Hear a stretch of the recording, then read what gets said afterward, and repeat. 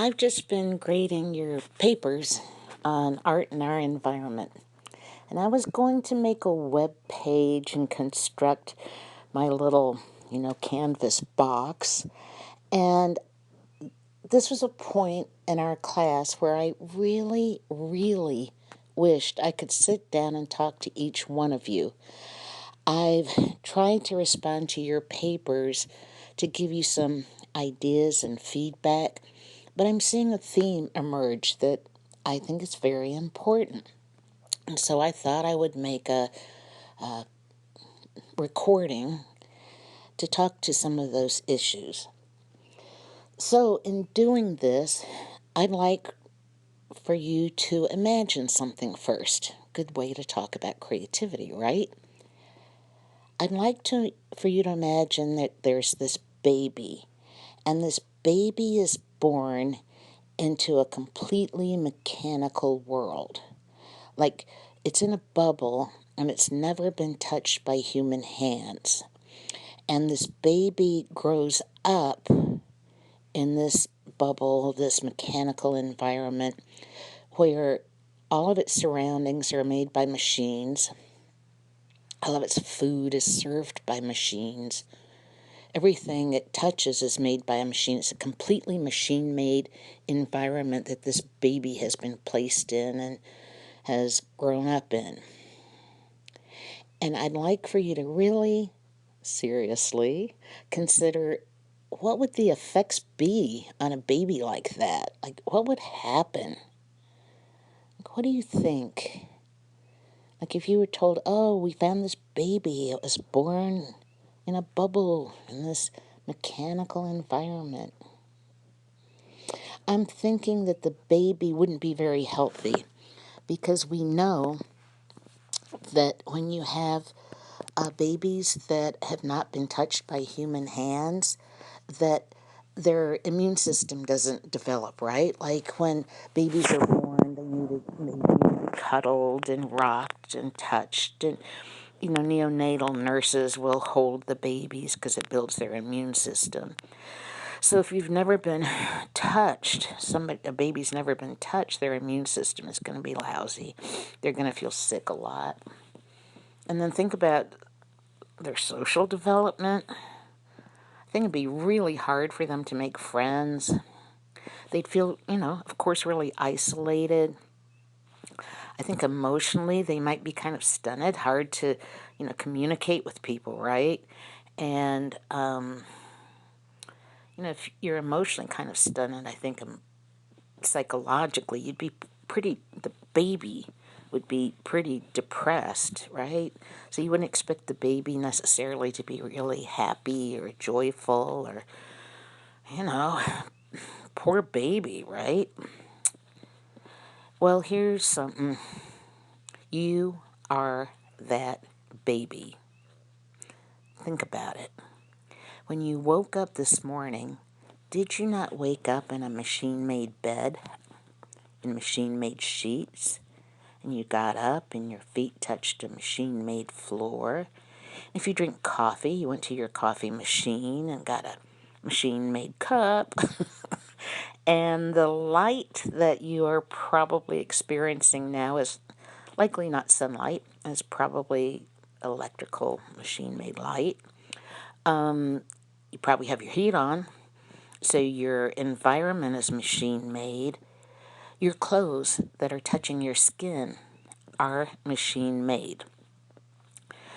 When I go outside, I think I live in the country, but I actually walk down my machine-made concrete steps, get in my driving machine, go driving on a road that's made by a machine, and I might be driving through the country, but machines have cut down everything in the median strip. I think you get my point. When we live in a overstimulated, get that, society, we lose what's called the touch of the hand. And it's actually an idea that's pretty important in art. If you and I were together and I was teaching you in a classroom and I walked by you at a desk and I stopped and I suddenly touched your hand, or stroked your cheek, or put my hand on your back for more than 30 seconds, I think you might feel uncomfortable. Like part of you might welcome it, but you might feel uncomfortable because we're not used to human touch.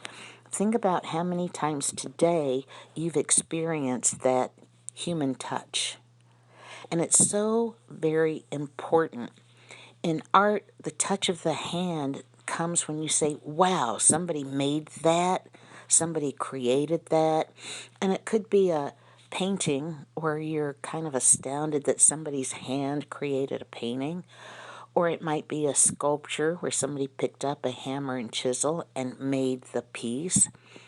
Or just the idea that Meow Wolf is handmade, or that Burning Man is something that is completely made by hand. So we have this idea that we're human, but we've really made ourselves mechanical. We are actually human beings, and we're natural, we're not technological. And so there's a philosophy called biophilia, and biophilia says we're not part of technology, we're not part of a machine, we are part of nature. And when we destroy nature, when we get to the point of climate change, for example, it's as though we've had this beautiful garden and we've put a machine in the garden and it keeps running and running and running, and it's destroying it. So instead of being on natural time, you're on machine time. Hurry up and do this. Do it faster. You don't have time to rest. You have to get all of your assignments in.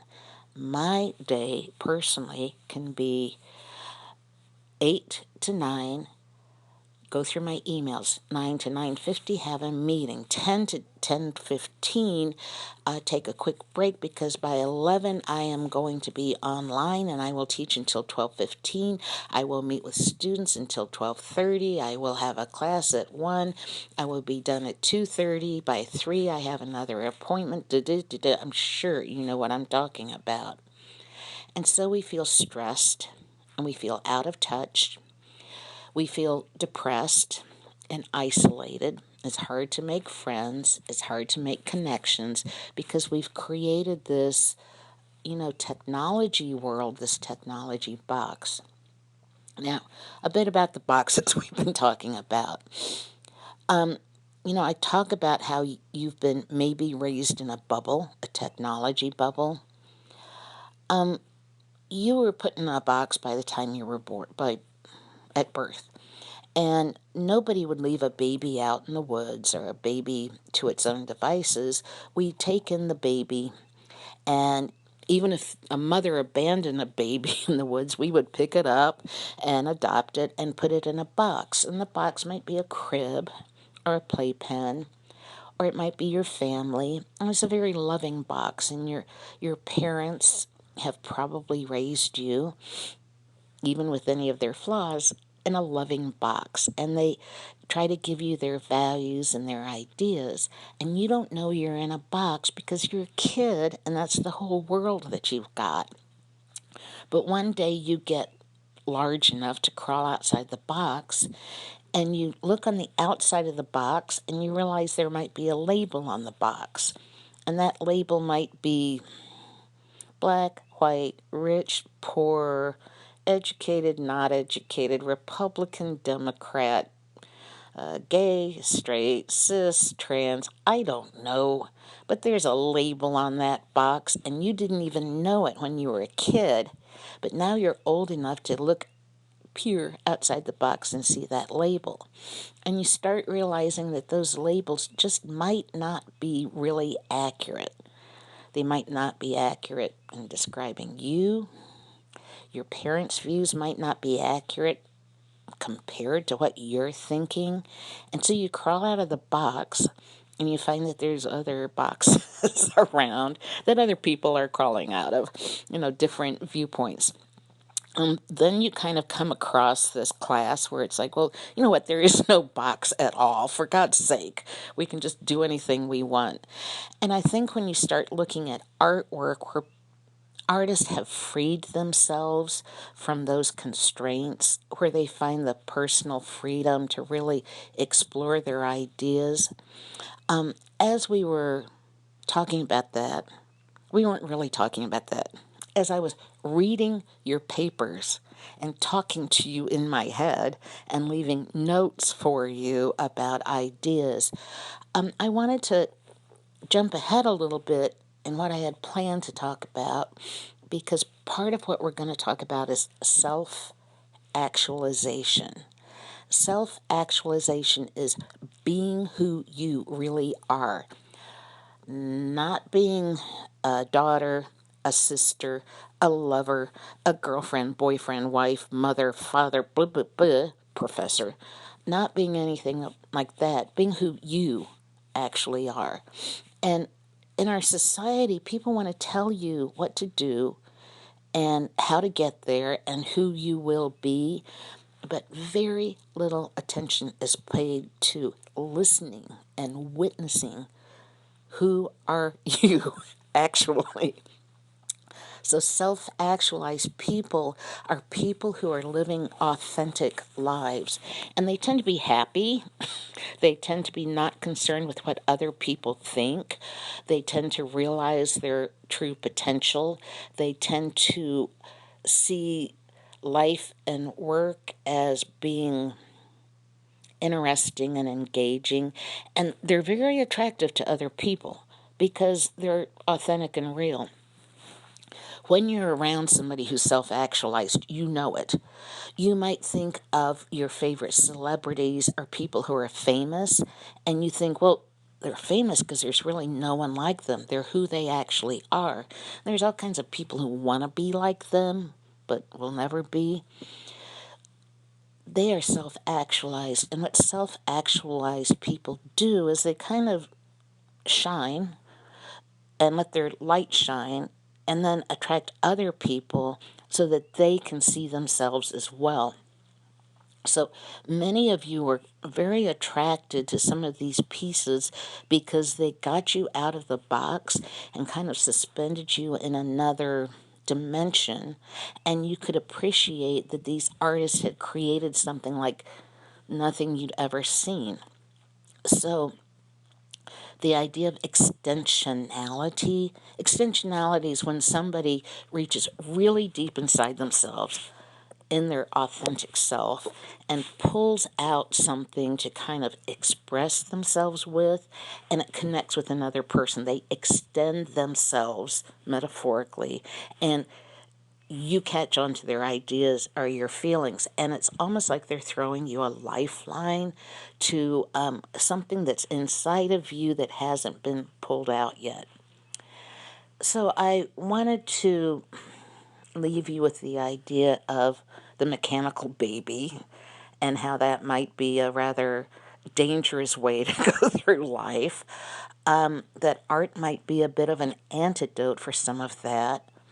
That when you have artists that are putting things out there that are so different from the boxed experience, that it helps you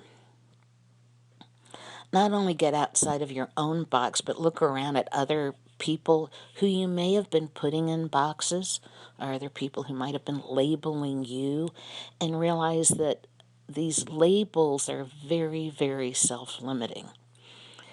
And the reason they're self limiting is because they limit extensionality for us to connect to each other.